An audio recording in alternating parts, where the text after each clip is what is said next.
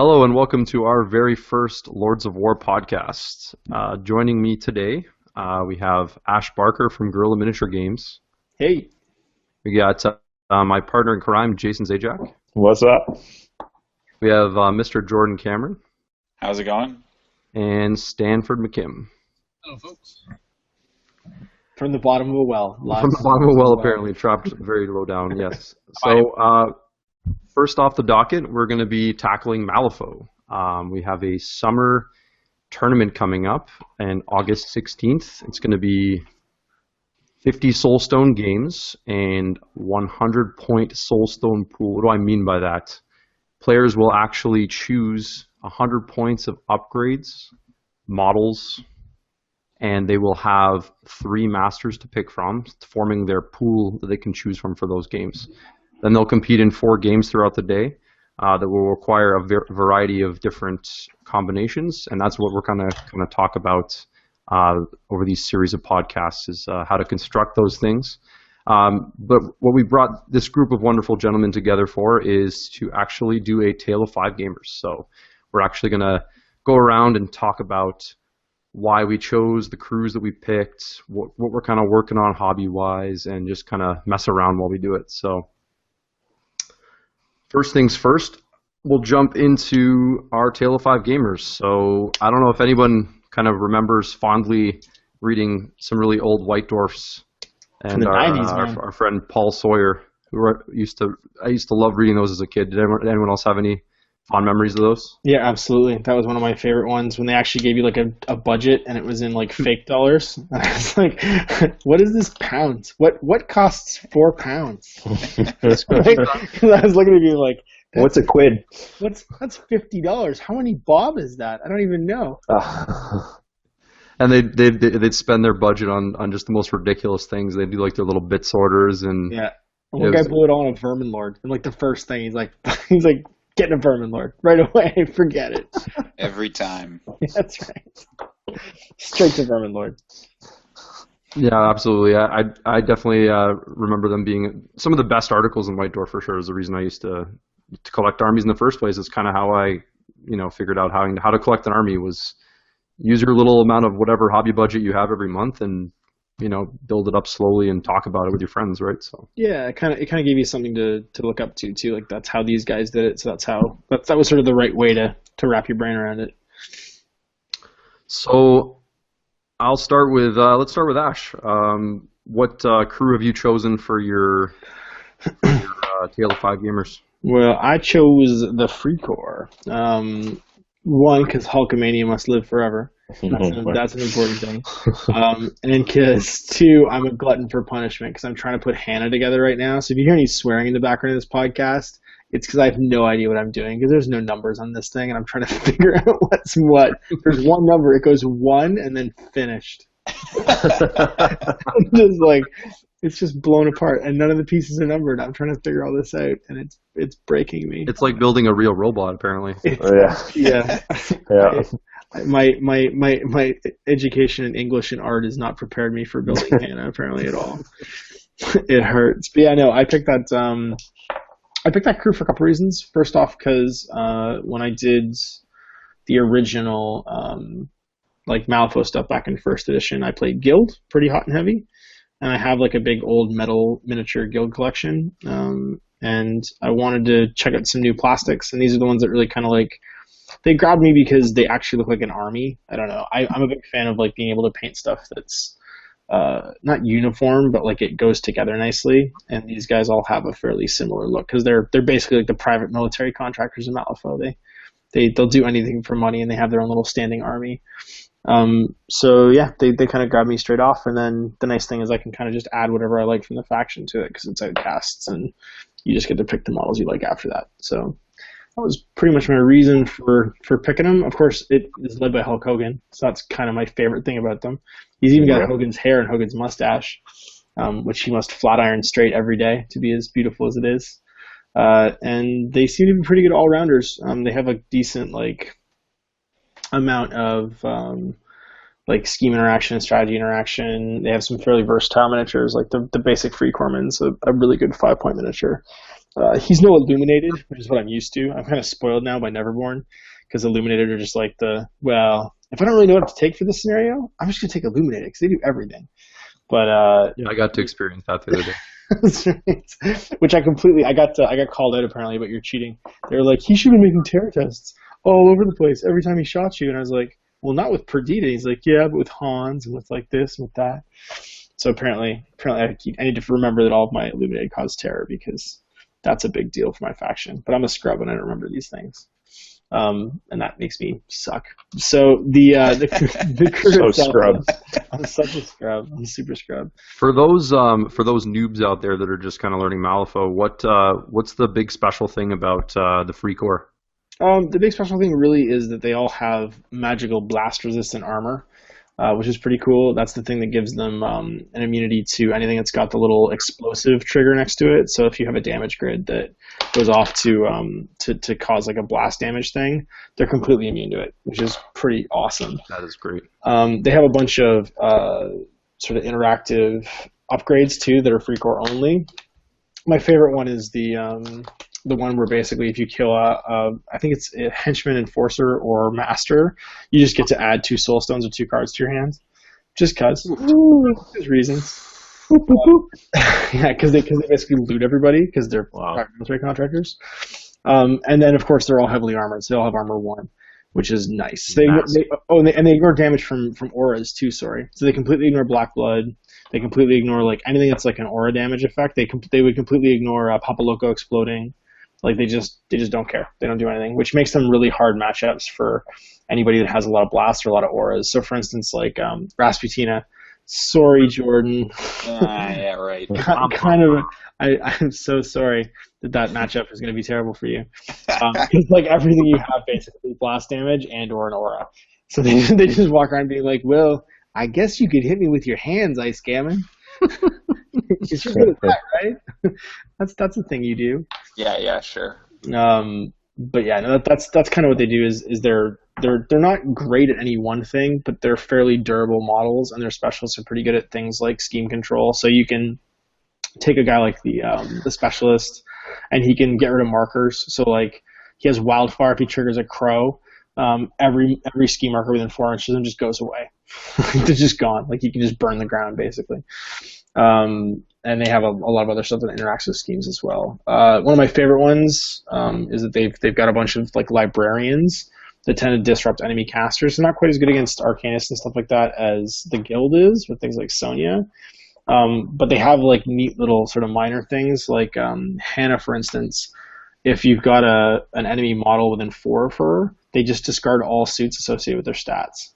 So if you're casting, if you're using melee, if you're using shooting, like and you've got a mask and you rely on that for your trigger, it's just gone. So like for instance, Faster Than You with Perdita, where like her defensive trigger is like an automatic mask, she just doesn't get that. It's like she loses her quick draw completely, which is pretty huge. And other bits and pieces like that. And they literally all carry the same armor. They all have the free core suits. They ignore blast. Like they're a neat little private military Blackwater contractor that is secretly working for the governor. Which is why they have beef with the governor. From what I remember too, they have that cool little tank, steam tank thing following them around, giving them. Yeah, it gives them free morphine. That's nuts, man. Everybody within 3 inches gets a 0 interact with it, so they can just pull stuff out of it. And like it's got like a little healing thing. Yeah, it's a little steam tractor. It looks like the luggage from what's it called, Discworld. It has whatever you need basically. It's like a Malifaux bat belt. Pretty much the steam trunk, but it's still super easy to kill. It's actually got a fairly high defense 6, which for a peon's pretty amazing. But it only has 4 damage. Like you can blow it up pretty easy. But yeah, no, its rule is within 4 inches of it. You can use all of its 0 actions. The one that is awesome though is the one that's a lot like the free core specialist, the disaggregator solution. Destroy all corpse and scrap markers within 4. So if your enemy's relying on corpse and scrap markers, it just like gets rid of them. That's just nasty. Yeah, and everybody within 3 can just discard burning for free. So it's got some condition removal on it, which is nice against guild. Jeez. It's a pretty high priority target, which is why it's defense 6. So for all of those not playing that crew, you probably want to kill that pretty quickly. Yeah, no, you don't want it to be alive. It'd be bad. And they also have the Punchulator, which is the strong arm suit, which I really wanted to buy because he basically looks like a Big Daddy from Bioshock. He's got big giant punching arms, but he also jumps like a Silurid. So he's got a bunch of different tattoo actions he can take, like an augmented jump. So when I charge, I completely ignore terrain and other models, which is pretty amazing, and I can charge while I'm engaged. So like you can run up and engage me, and I can't get stuck. I can go and charge something else because he just jumps around. Jumping over top of what actually caught you up. Yep, exactly. And his charge is 7, which is pretty huge. And 10 boxes and armor 2 and free core suit. And his damage grid is 246, but with damage. He's got a crow trigger, which is just damage from this action can't be reduced. So if you're looking for a great crew to buy, fire guns. We can just end the podcast now, I guess. Yeah, we don't need to keep talking. I almost forgot they have this rule and this rule. Yeah, they're pretty sweet. So somebody else go before I start feeling bad about it. Yeah, all right. Jay, why don't you tell us a little bit about your crew you're doing? Okay, well, I'm clearly the most noobler of the group. Having played 6 games, I guess. I'm collecting the Asian faction. Like you always do. Like I always do, right? That's why Davitt's always mad at me, because he's the real Asian who wants to play the Asian crew, but I always collected before him. You got there first. I got there first, that's right. So I'm doing Misaki's crew, because they're kind of, I don't know, I like the models. I like how the smoke bombs really let her just show up anywhere. Yeah, I'm gonna take her to the tournament actually. Yeah, and obviously, if you really need a model dead, she's one of the best. Assassinate's just stupid. You just wait till they're out of soul stones or cards in their hand, and you just remove a model, which is great. And then following up with her, I do like obviously there's Bro Toto or Ototo. Ototo. Bro Toto, yeah. That's what his friends call him. Yeah. Well, besides beating like a house, he heals himself, which is just obnoxious. And trying to think what else. I think he just beats things up. He's a really cool model too. He's like jumping through the air and smashing. He's like the old man samurai guy. Yeah, exactly. He's mounted on his club, which is pretty cool. Yeah. And then following up with that, I've got, so they're kind of my killing crew, I guess, with the Takuraj and stuff like that. They're just gonna run around. They're more for the assassinate type mission. My other 2 crews, I'm gonna try the Brewmaster, which I got to play a game with the other day. There's gonna be a bit of a learning curve with that guy. He's what's the word? Very schemy. As I actually played Stan, so he'll test a bit. You can tell how schemy they are, and they're all. Yeah, and that's something I realized quickly. You have to kind of walk him around in a clump, and with his Shinobu, and because he can drop poison on his friends, and that's when they all get better or move around for free. Mm-hmm. So you kind of wait till the right time, and then you basically bring your guys in all directions, and then because at that point they're doing they're all walk 6, which is really fast. So that's really quick, yeah. So they'll do 6/6 and then another free 5 if they're got poison on them. So yeah, as for the Brewmaster himself, he's kind of a dick. He doesn't kill things as much, but he just disrupts. He's just pure disruption. So something Stan found out, which was kind of funny, is a lot of people assume they can shoot the Brewmaster and not be hit with his your drunk go home ability. So basically, if the Brewmaster defends anything, whether it's a shooting or melee attack, he sends your guy back to your deployment zone. So right. Oh my god. So you kind of get him in spots to drop schemes or to just be annoying or just to control an area and hold some kings in your hand, and you just wait for the opponent to go and engage him and send his best guys back to his deployment zone. So if you're playing certain, what is the one deployment setup? Is it 6-inch deployment? I think that could get pretty annoying. If you're doing table quarters, it's not so bad, but one where you get thrown right back to your end zones. And if it's corners or whatever, that one's pretty harsh. Yeah. then he's very casty. So he's got some interesting. He's got one upgrade which is kind of cool. It's called Pick Your Poison, and we find that one kind of funny. So he casts it on the enemy or whatever enemy model, and his controller, or that model's controller, has to discard a card from their hand, and depending on what suit they discard, there's 4 different things. So like if he drops a ram, his guy takes 4 damage. If he drops, I think, a crow, you get 1 action with his model. If he, like, they're all bad. Like if he drops, I forget what the other 2 are, but they're all terrible. One of them is like you lose all your negative to all your flips for anything. For the turn. Oh, actually, no. You become inebriated. It's for the rest of the game, actually. So he's kind of cool. So I'm gonna try him for some of the more board control-y type missions. He's a dark horse too, right? Nobody knows what he does right now. Nobody knows. Yeah, he's like brand new. Exactly. I do think that I only played 35 points with him, so I didn't get to take like a really hardy model with him. I think the Whiskey Golem is kind of maybe like a almost like an auto include. Like you really need to take something that can take the edge off. Beat stick, yeah, because as Stan kind of figured out pretty quickly, the only guys that are doing physical damage are the Moon Shinobu when we played are like 35 points. So you kind of, once you get rid of those, you have a hard time actually doing things. You have to kind of, I mean, you can drop a lot of poison, but that's a slow kill. So yeah, Whiskey Golem would have helped me a lot there. And then there's this henchman Fingers, who's kind of, he's another ultimate like board controlling model. He can interact in your zone, and while you can't interact within someone's engagement zone. Well, meanwhile, Fingers is chatty, so he can do that, and so he can take away schemes and drop schemes nearby. And then I'm rounding it off with Yan Lo. I'm going to do the Tai Chi Master, or whatever you want to call him.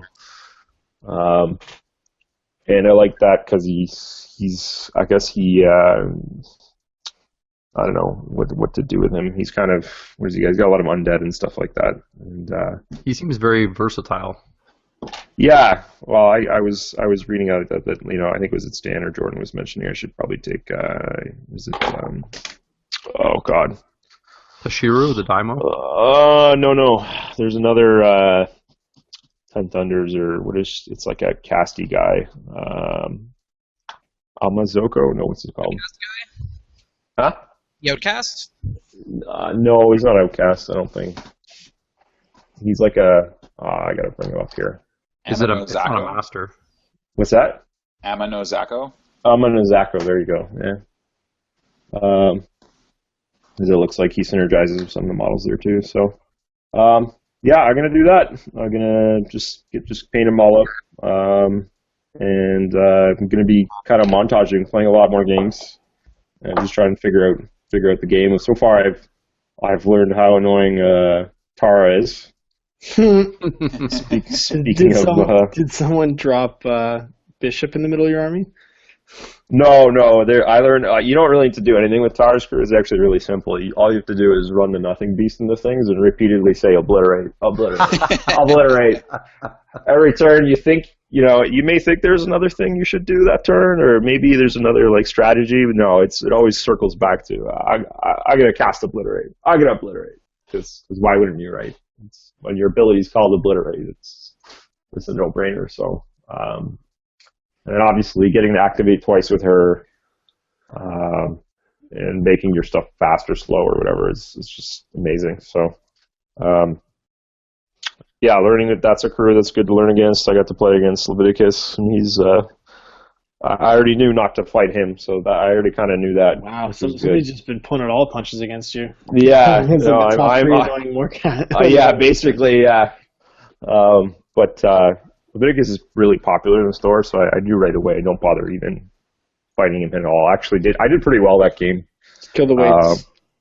Yeah, I was doing really well up until Leviticus walked up to Misaki and dropped. He was on a double negative, and he dropped a king, and a queen. So that was just yeah.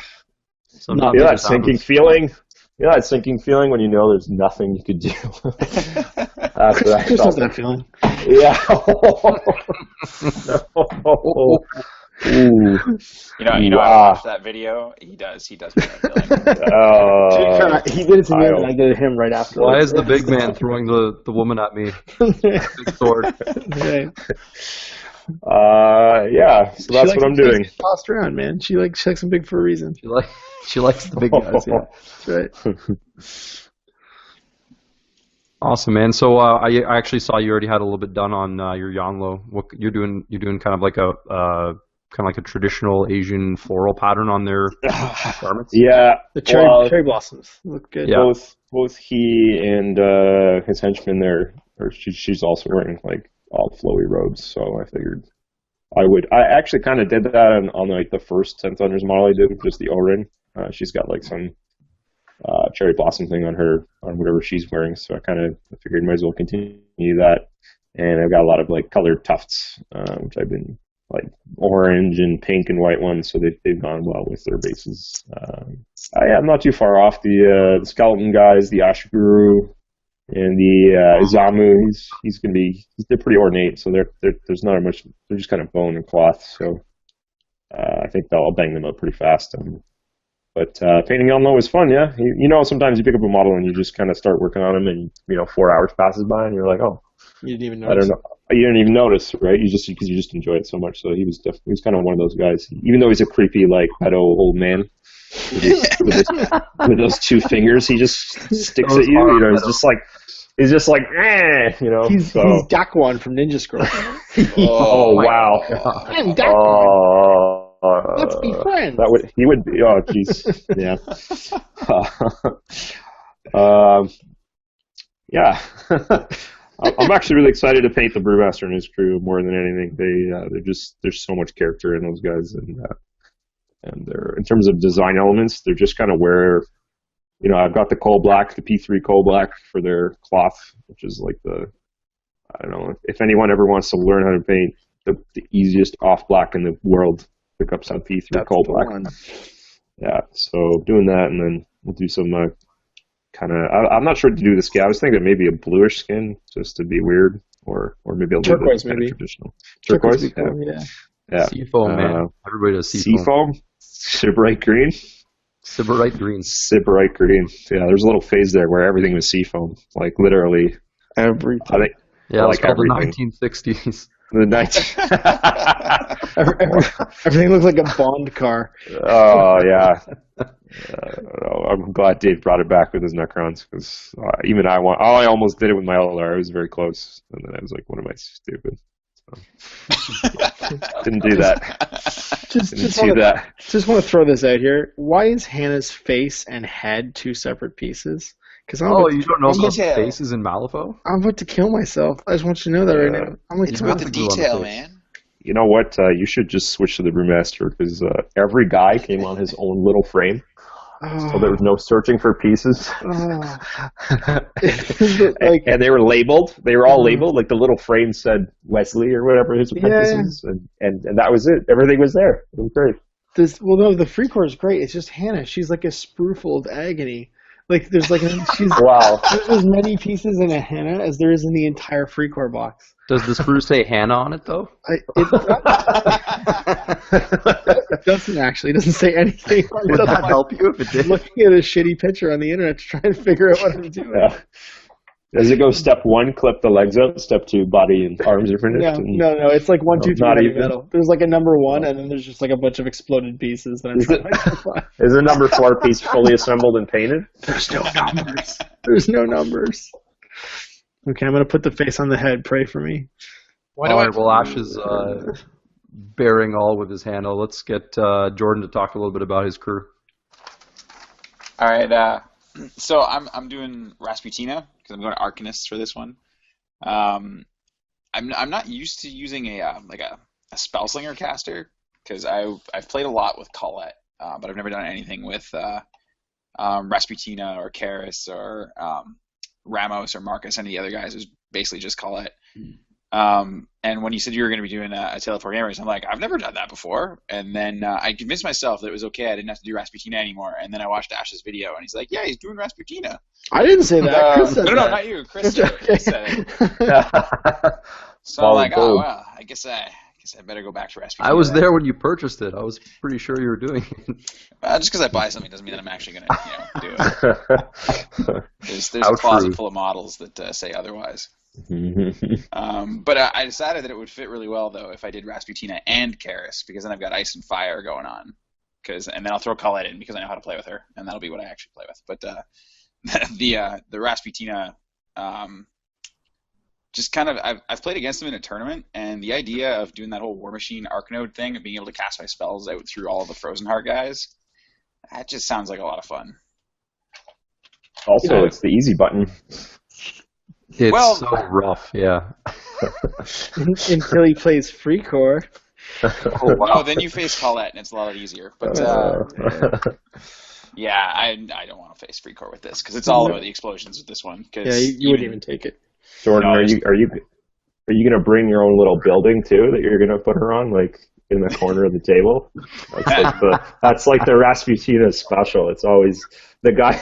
There's always a guy that brings her, and then he like looks at the table and he puts a building as the flaming zone, and then he puts some barrels on top and her behind it. And he just prays isn't playing against the guy that can nudge her off the fucking side of her. Plays he doesn't play against the Free Core. That's the yeah. Just lure her off the building. I'm just teasing. I've seen it. I've seen a few guys get into the game, and that's they've drawn her because she's cool and all, and then they get really, they're all like, this is too easy, and obviously you know what you're doing, but she can be pretty challenging if you play against the wrong crew. Oh yeah, there's a few crews out there that I know I would never want to take her against. Anybody says Outcasts, I'm not taking her, but. Yeah, she's got that upgrade too that lets her make ice pillars and stuff too. So if I really need to get somebody out of line of sight and not have to deal with them, then I can toss those up. And she throws out paralyzed like nobody's business. So I kind of like that. Is that if something really needs to not touch me next turn, is I can just constantly throw stuff at them until they can't move anymore. On a 5-turn game too, anytime you lose a turn with a model is like ridiculous. Yeah, that's what I'm hoping. That combined with the Horkat Pride and the Wendigo too, just being able to gobble up paralyzed models. Mm-hmm. It's like, oh, Joss is paralyzed. Oops. Yeah, and the December Acolytes are pretty solid for 7 points.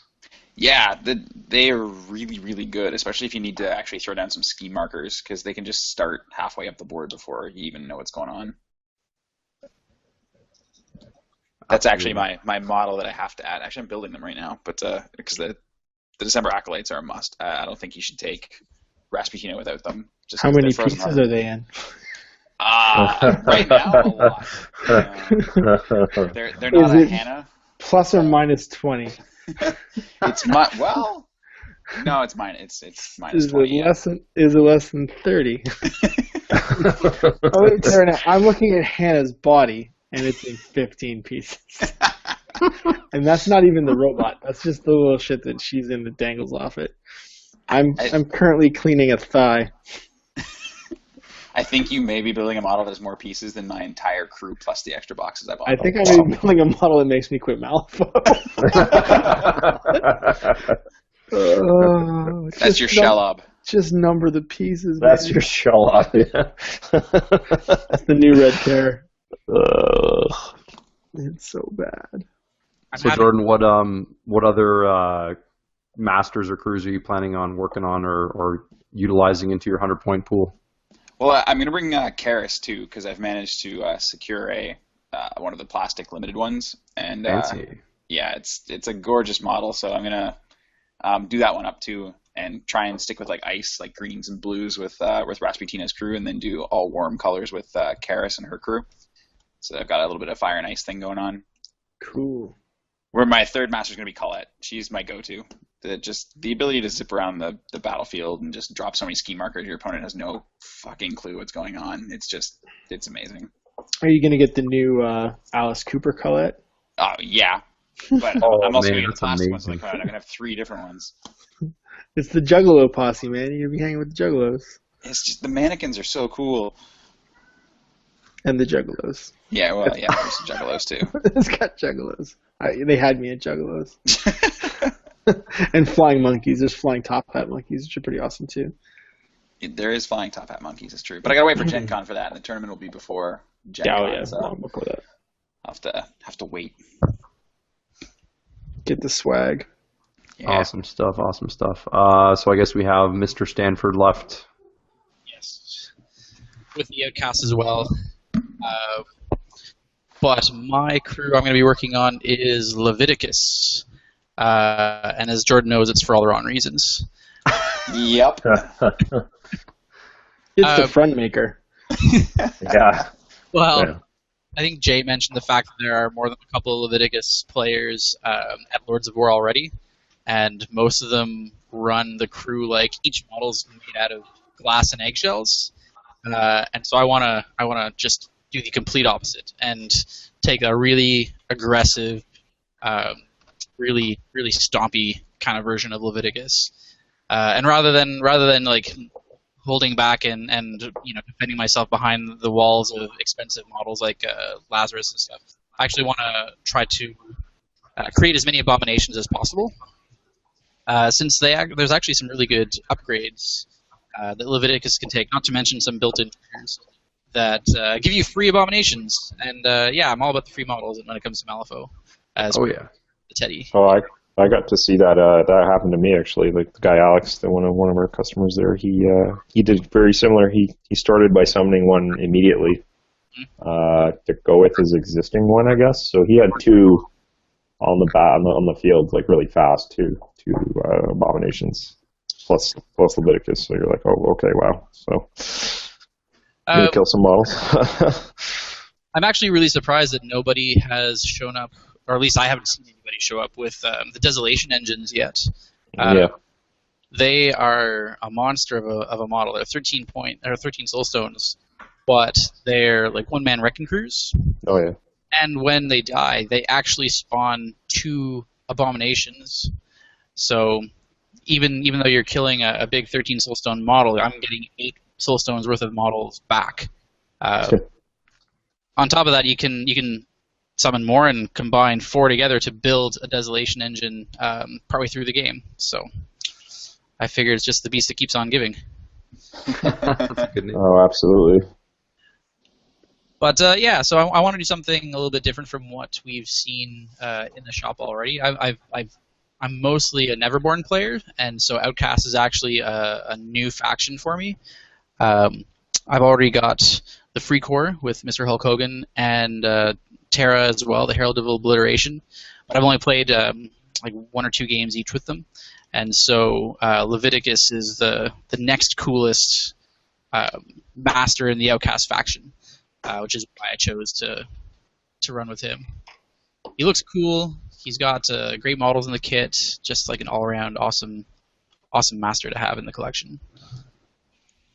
And you got any plans for how you're going to paint them up yet, or like you're going to do it sort of like on the box? You're going to kind of do your own thing, or what are you thinking? Well, I picked up some of the Vallejo Game Air colors. Particularly, I can't remember the name of it, but it's like a super duper pale kind of flesh tone. Almost a white with just a hint of in it.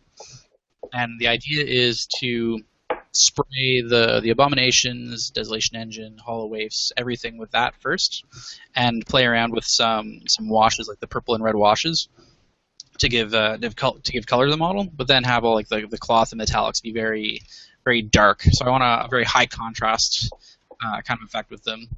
With a little, you gotta have a little bit of gore, but. Very cool. I think it'll be fun. I like the fact that I can paint all my crews in different colors with different schemes and have it all kind of work together. But that's the plan for the painting right now. Very cool. And are you planning on using Von Schill and Tara in your 100 points, or are you thinking about other masters, or? As of right now, it's going to be Terra and Von Schill. Terra has some really great models in the Void Wretches and the Nothing Beast, and I think that the Free Core will sub in really nicely with her crew. Just getting some extra shots in with the Free Corpsman, using the Librarian and Trapper extra times by using Fast. I think they'll give some nice solid support to what's already a pretty solid base. And then when using Leviticus, again the Free Corpsman will be a good addition. The Librarian and the Trapper in particular, because they're both 6 and 7 points. They can act as anchors for Leviticus's resurrection abilities, where when he dies, he can actually come back in contact with one of his hollow waifs, as long as the hollow waif is within 6 inches of a 6 soulstone or more model. In particular, the Trapper, he's a sniper, so it gives a little bit of range support to the crew as well, which Rusty Alice and Leviticus already have some potent shooting abilities, so the Trapper gets to lend his weight to that. And he can also deploy further up the field, which would be great in those sort of more schemy missions. I am definitely not taking Hannah of the Free Corps, especially after hearing Ash. I'm not going to say that I hate her, but I don't like whoever made this model kit. That's all. I'm trying to put together a Shin right now, and it's got 800 pieces in it. It's like a real Shin, Ash. It's I don't know why.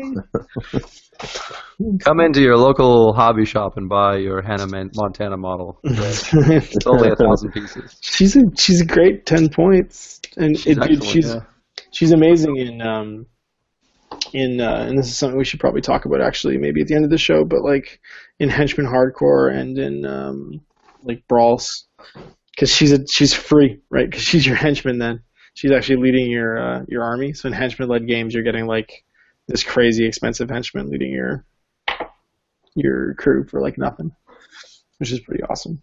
But yeah, no, there's a blood price, which is building her. You pay the real life price. That's right. There's certainly a blood price. Oh, so much dirt. I hate it. I guess that's my cue to. I'll explain a little bit what I've been doing for Tale of Five Gamers.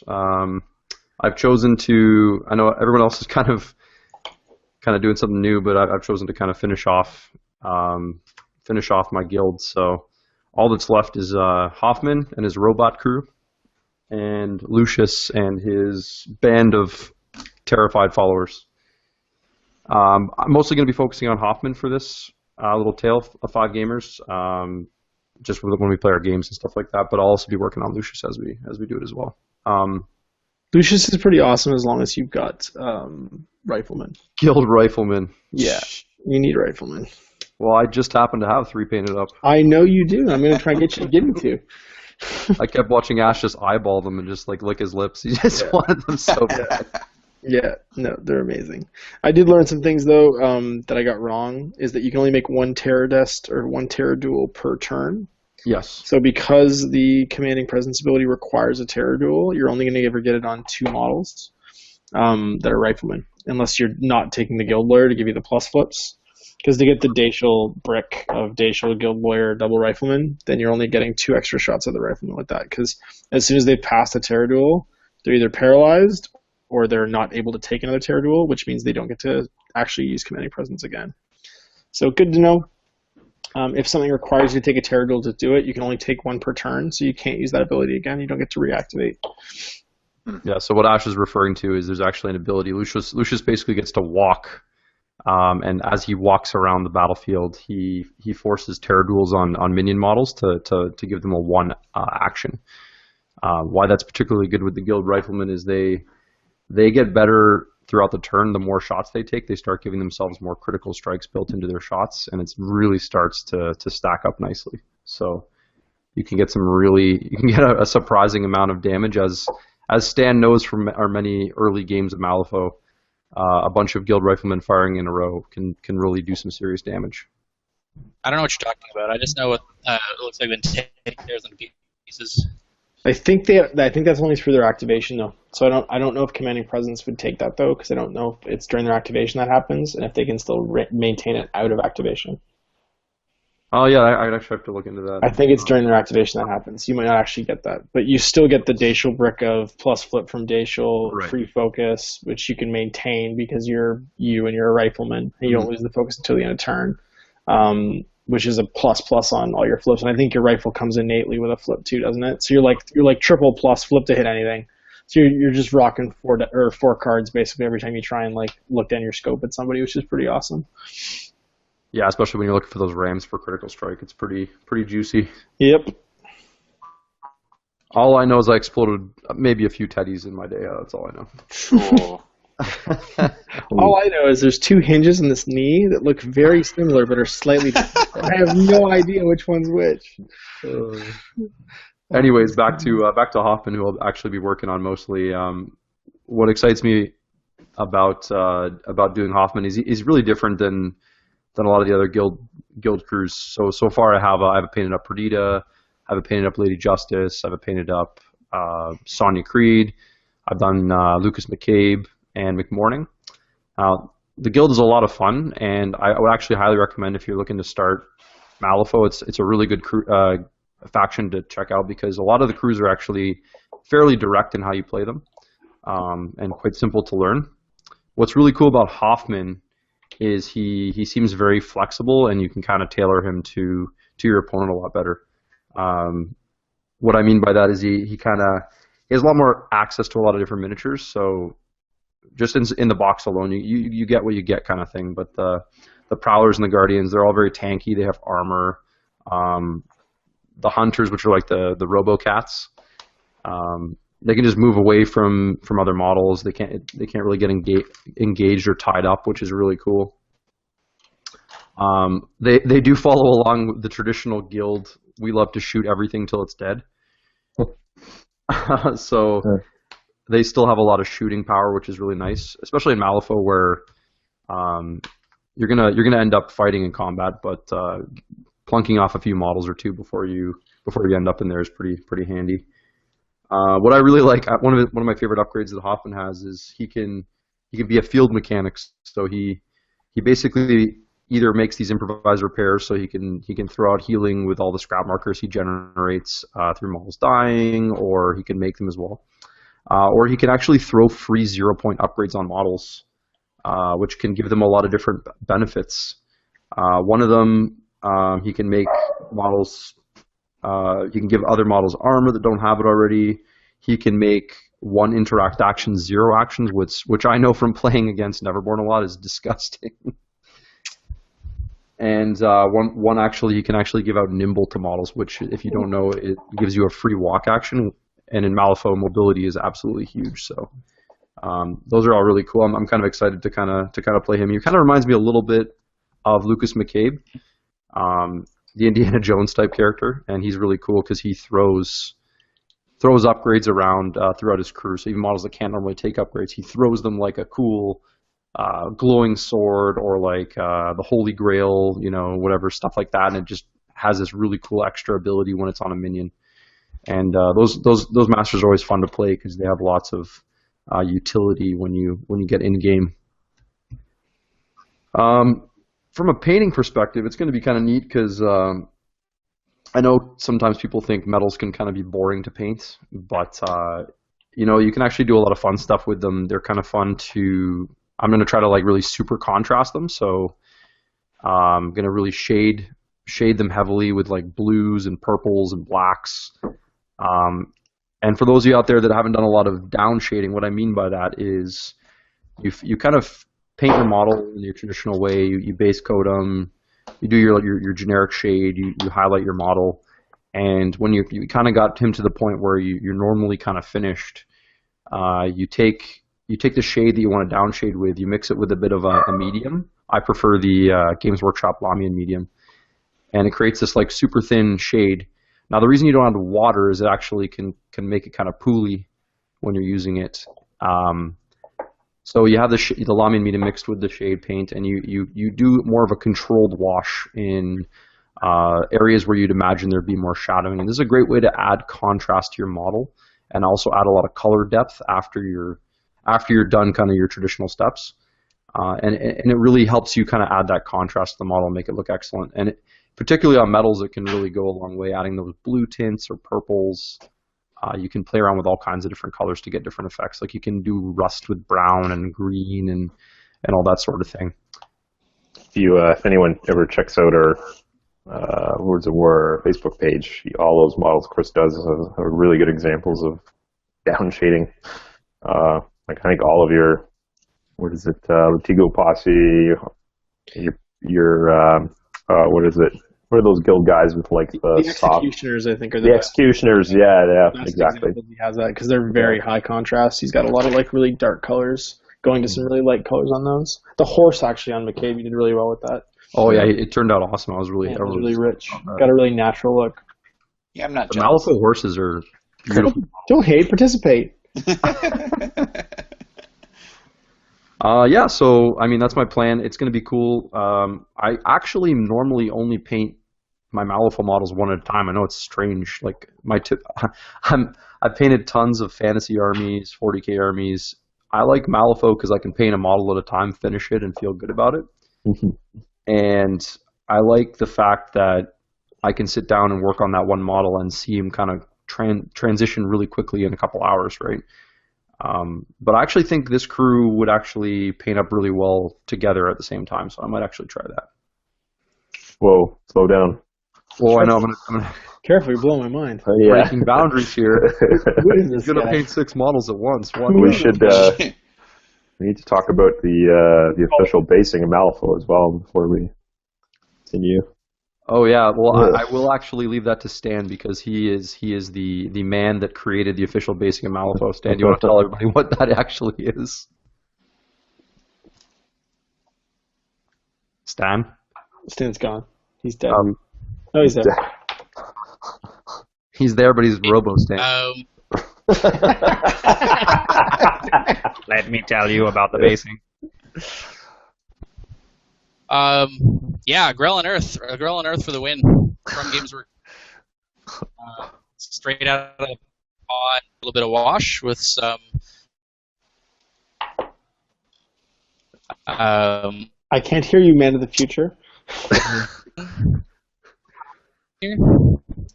Yeah, a little bit. I can hear. That's Better? Yeah, Better. All right. Yeah. A Grell and Earth washed with Agrax Earthshade. That's the browns. And then dry brushed with some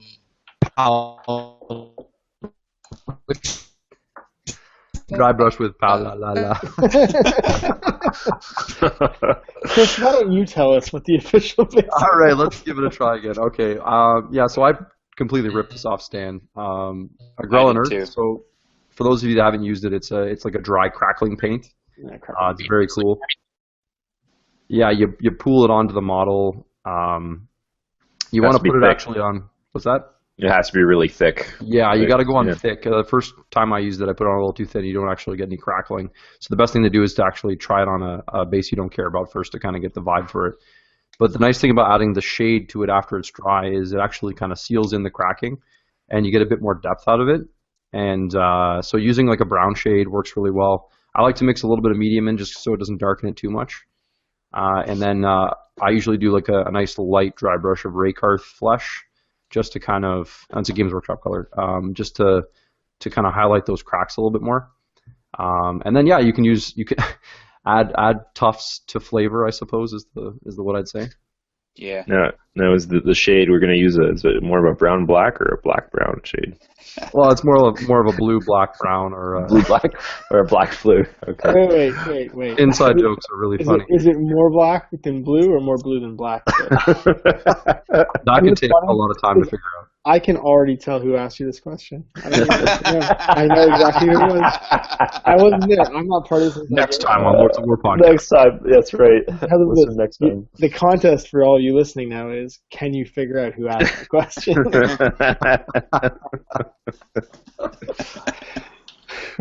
Oh, but seriously, Grell on Earth is really cool.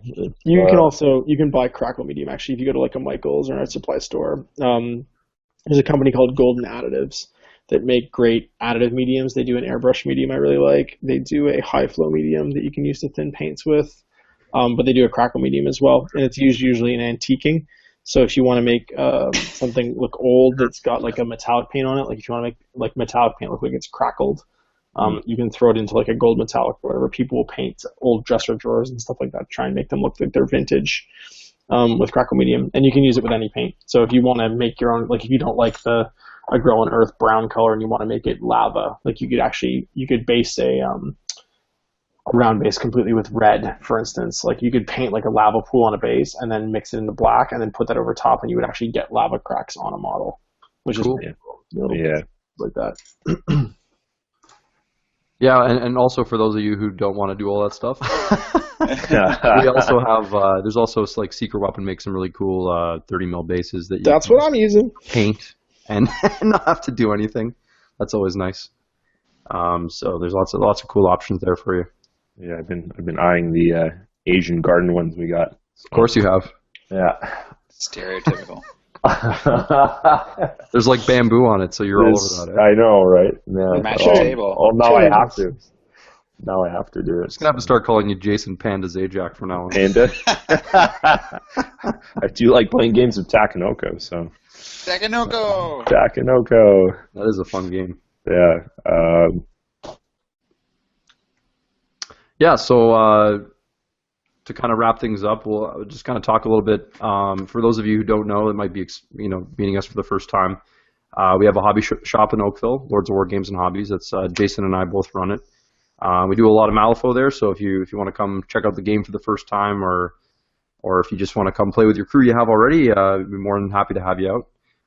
We also are running a big tournament this summer. Hopefully, we're hoping to have 30 plus players come out and play. You can learn a little bit more about that on our Lords of War tournament webpage, lordsofwartournament.com. We should have the rules pack up as you're listening to this podcast. And you can actually sign up now. You can actually go on the website, click a button or two, and purchase a ticket for the summer. So barring any crazy internet breakdowns, you should be able to purchase a ticket if you want to come out. If you're on the Weird forums as well, you guys can go to the Weird forum event section. It'll be posted up there. And there's also a Facebook page for it. Yeah, Lords of War Tournament. If you search that, you'll actually is a Facebook page. It's not directly attached to our hobby shop page, but same thing. And actually, as actually a what's the term? Henchman. Henchman, that's me. Fancy and official.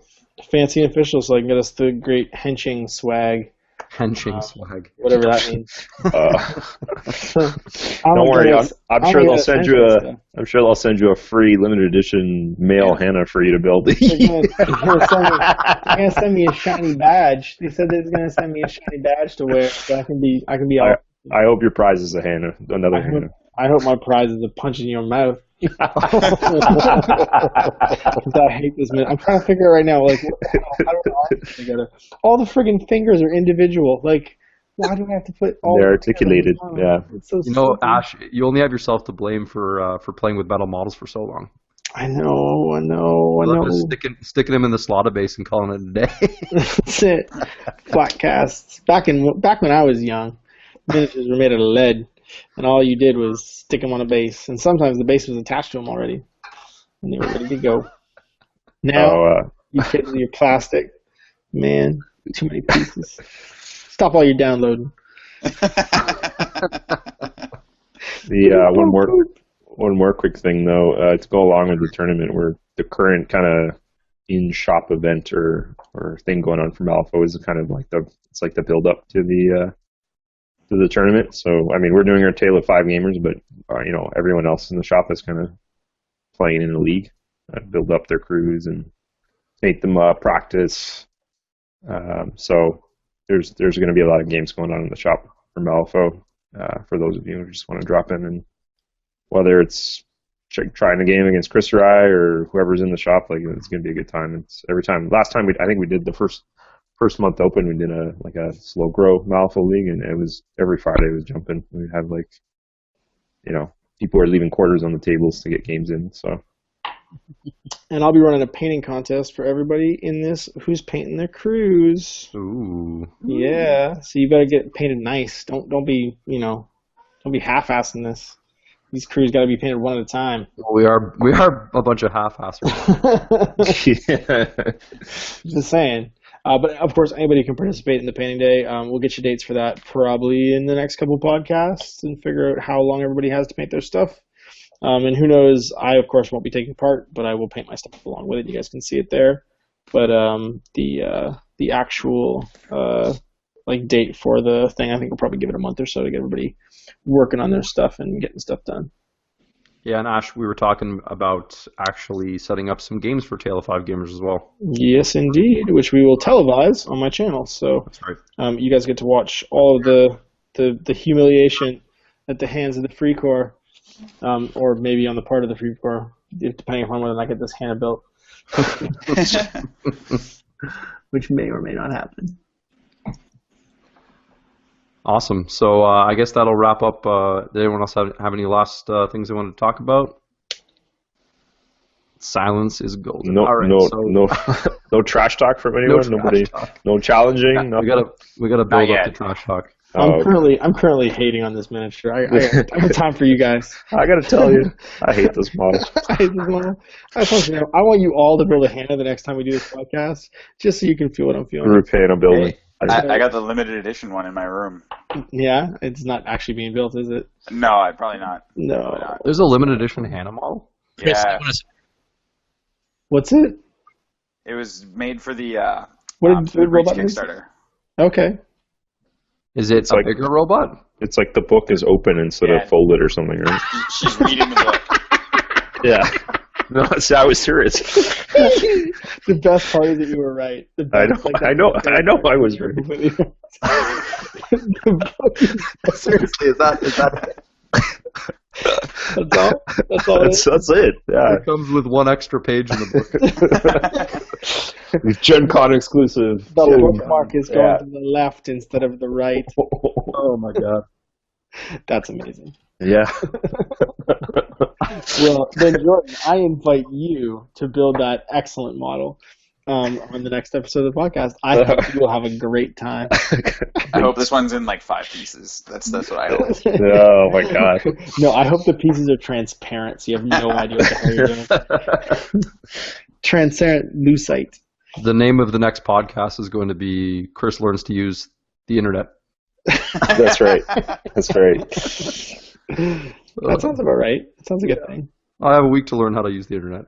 Just watch Zoolander over and over again. It just keeps yelling at you and telling you to register your account, even though you've registered your account. It's an infinite loop that I cannot escape.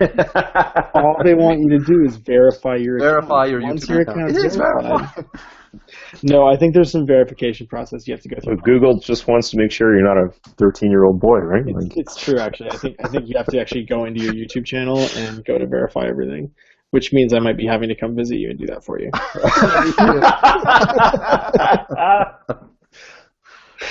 God. Entirely possible. It's funny because it's probably true. Oh, man. Ash could take time away from his family to come show Chris verify his YouTube account. It won't be worse when I set up Mitch's YouTube account. It'll be fine. Oh, jeez. Good times. All right, guys. Well, thank you so much for taking time out of your busy days to talk crap about Malifaux. It was fun. Oh, it was great. Looking forward to next time. You guys get to share my pain. That's exactly what I wanted. And I hope Stan doesn't paint his crew first, because that would make me sad. He's probably already done. That's the joke. He's already done. He painted it while we were talking. That's right. Oh my god. It's already finished. For those of you who don't know Stan, he paints way too fast, and it's pretty upsetting for the rest of us. To a high quality. He paints pretty fast. He's okay. It's not like he's dry brushing. He's like layering his models and everything. It's ridiculous. He knows how to put exactly the perfect amount of effort into his models, so they still look good. Like, there's no overdoing anything. It's just perfectly weighted. That's right. B minuses. B minuses all the way. I think we have our first smack There it is. challenge here. Chris, I'm coming in tomorrow. And it'll be done by Friday. I think you're upsetting Robo Stan. Father, why was I built to feel pain? Father. His ongoing threat is he's just going to buy and build and paint the rest of the guild range before I finish it. Before you finish it? Nice. Is entirely possible at any time. So Just when he gets bored someday. yeah, That's right. I took a day off, so I wasn't There's four really crews. feeling this today. Here's a bunch of crews. all right. Well, thanks again, guys, for coming on, and we'll catch up next week on our next podcast. And everybody, thanks for listening. I hope you enjoyed the rabble that was our attempt at a first podcast. All right. Thanks again, guys. Thanks. Thank you. Thanks, guys.